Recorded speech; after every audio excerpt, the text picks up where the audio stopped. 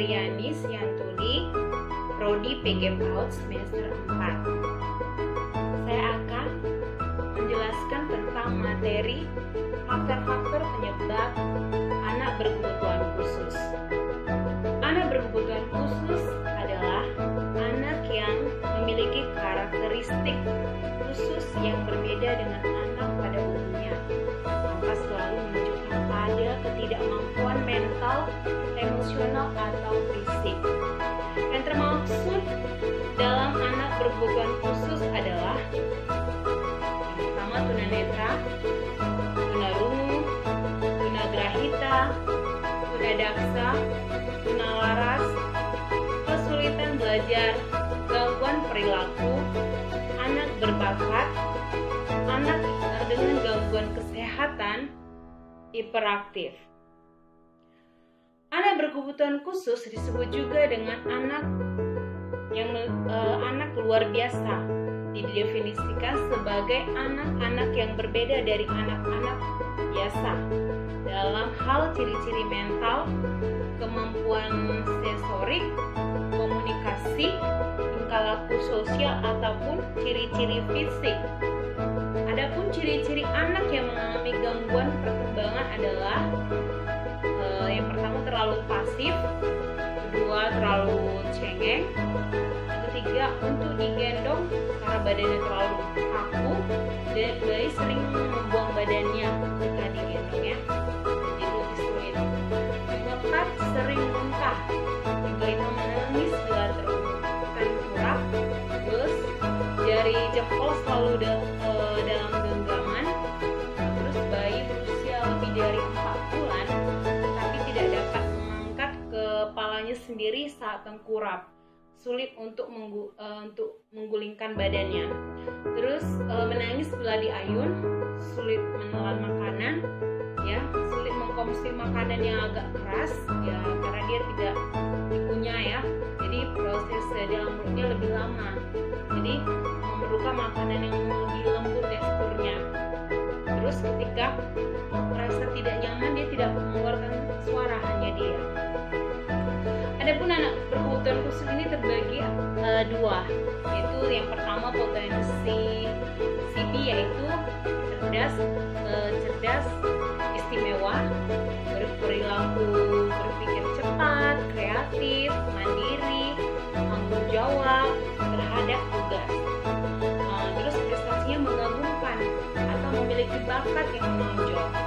Terus cerdas istimewa ini dia memiliki keluhan, sering merasa tidak puas dengan apa yang dilakukannya gitu. Terus yang kedua adalah berbakat. Seseorang disebut istimewa atau bakat istimewa apabila setelah diukur dengan menggunakan tes kecerdasan baku yang menghasilkan skor IQ di atas 110 atau superior, kreativitas dan tes komitmen di atas rata-rata. Seseorang disebut memiliki bakat istimewa apabila bakat tersebut sangat menonjol dalam bidang akademik tertentu ya, dalam bidang olahraga, seni, ataupun kepemimpinan yang melebihi tingkat perkembangan usia teman sebayanya. Oke. Terus kita akan membacakan langsung tentang faktor-faktor penyebab anak berkebutuhan khusus. Adapun faktor-faktor penyebab anak berkebutuhan khusus adalah yang pertama faktor penyebab internal. Faktor internal adalah berbagai penyebab yang terjadi berasal dari dalam diri anak itu sendiri. Misalnya, anak dilahirkan dengan membawa kecacatan atau kelainan atau penyimpangan. Yang kedua, faktor penyebab eksternal. Penyebab faktor eksternal adalah berbagai penyebab yang terjadi di luar diri anak itu sendiri. Misalnya, terjatuh atau pengaruh lingkungan yang kurang menunjang. Terus yang ketiga, penyebab ditinjau dari waktu terjadinya gangguan, yaitu bagi atas 3, yaitu pertama faktor penyebab yang terjadi saat prenatal, yang kedua penyebab terjadinya saat natal, yang ketiga penyebab terjadinya saat postnatal. Oke, saya akan menjelaskan yang pertama terjadi pada saat prenatal atau dalam kandungan, meliputi segala penyebab yang terjadi pada saat sebelum dilahirkan atau di dalam kandungan ibu. Sebab-sebab terjadinya yang terjadi pada saat prenatal meliputi anusia atau kekurangan oksigen. Pada trimester pertama, bayi sangat sensitif terhadap kekurangan oksigen yang sangat berpengaruh terhadap peredaran darah pada janin.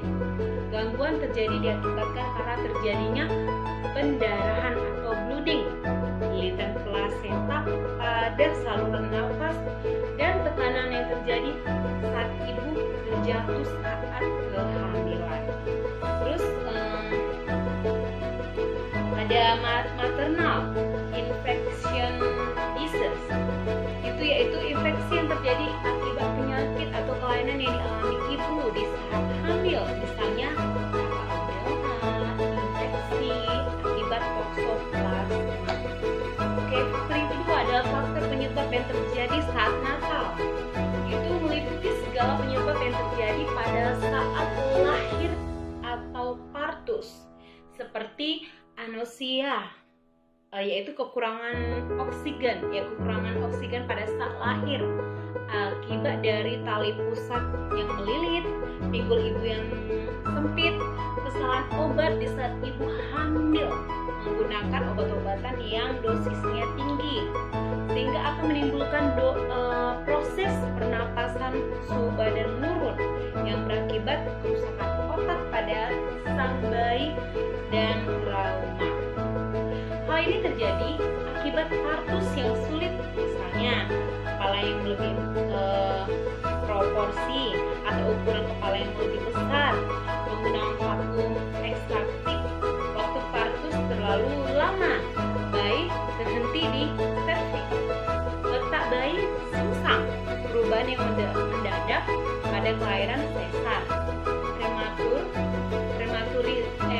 prematuritis, lahir yang tidak cukup waktu dan berat badan, meningitis, purulenta, itu peradangan yang terjadi pada saat selaput otak yang menimbulkan perlengketan dan rusaknya sel otak. Nah, yang ketiga itu faktor penyebab yang terjadi saat postnatal, yaitu meliputi segala penyebab yang terjadi setelah lahir sampai dengan usia 3 tahun. Sebab terjadinya kelainan pada saat postnatal meliputi trauma, terjadi kecelakaan otak atau brain damage. Terus dua, infeksi pada otak, misalnya meningitis, selaput otak, ya.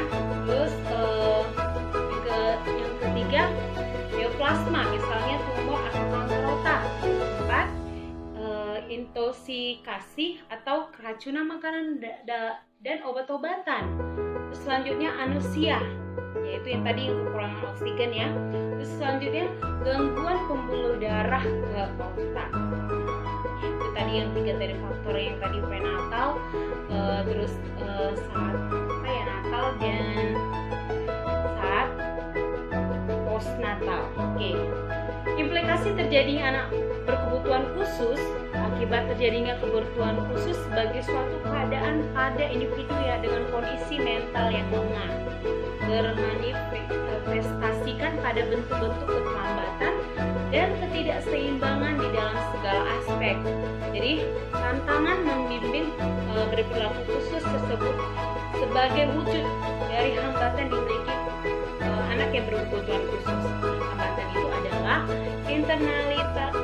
internalisasi rangsangan lingkungan berakibat anak berkebutuhan khusus tidak mampu memenuhi ketuntunan lingkungan secara yang pertama psikologis. Anak yang mengalami kelainan yang berkaitan dengan fisik termasuk sensori motor terlihat pada keadaan fisik kurang mampu mengkoordinasi geraknya, bahkan pada anak berkebutuhan khusus taraf berat dan sangat berat baru mampu berjalan di usia 5 tahun, ya. atau usia 5 tahun dia baru bisa jalan. Kenapa anak berkebutuhan khusus? Dan anak yang tidak mampu berjalan sama sekali, ya bisa aja yang cacat ya. Dan anak berkebutuhan juga kurang mampu melakukan gerak yang tepat dan terarah serta menjaga kesehatan. Terus juga tadi yang hambatannya itu yang pengaruh psikologis. Sekarang psikologisnya berkaitan dengan kemampuan jiwa lainnya, karena keadaan mental yang labil akan menghambat proses kejiwaan dalam tanggapannya terhadap tuntutan lingkungan. Kekurangan kemampuan dengan penyesuaian diri yang diakibatkan adanya tidak kesempurnaan dirinya, merasa dirinya tersendiri ya. Terus merasa dirinya tidak percaya diri, jadi kurang bersosialisasi dengan lingkungan. Terus yang ketiga ada sosiologis. Itu timbul karena hubungannya dengan kelompok atau individu di sekitar, terutama keluarga dan saudara-saudaranya. Kehadiran anak berkebutuhan khusus di keluarga menyebabkan berbagai perubahan dalam keluarga sebagai suatu unit sosial di masyarakat. Dengan kehadiran anak berkebutuhan khusus merupakan musibah, kesedihan, dan beban yang berat. Jadi semua masalah yang di keluarga itu merupakan dampak sosiologis yang harus ditanggung oleh keluarga. Jadi setelah kita mendengar penjelasan tentang anak berkebutuhan khusus, maka peran keluarga dan pendidik pada lembaga usia dini ya, bukan usia dini saja ya, anak yang berkebutuhan khusus dari segi apapun yang tadi kita ucapkan, yang termasuk anak berkebutuhan khusus itu, maka diperlukan apa? Penanganan khusus ya, penanganan khusus mulai dari pendidikan, mulai dari keluarga ya kan. Jadi sangat harus kita pahami, terutama dalam pemberian layanan pendidikan, terus memberikan metode pendekatan agar anak itu